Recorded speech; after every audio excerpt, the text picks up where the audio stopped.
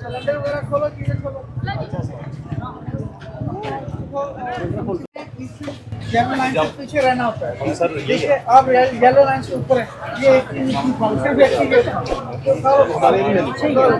आपके इलम में सब कुछ आ जाएगा। थोड़ी सी मेहनत करेंगे, इलम में आ जाएगा। इसके अंदर रखो, लाइन के अंदर रखो।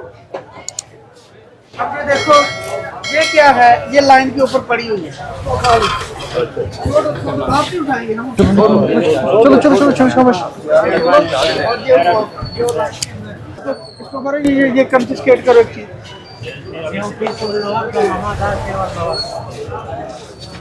इधर हो जाए। आपने ये तो पीछे कर ली देख के, अब ये जो चीजें हैं, ये देखें, ये लाइन यहाँ पर है, तो ये कम से 1 फीट ऊपर आई हुई है।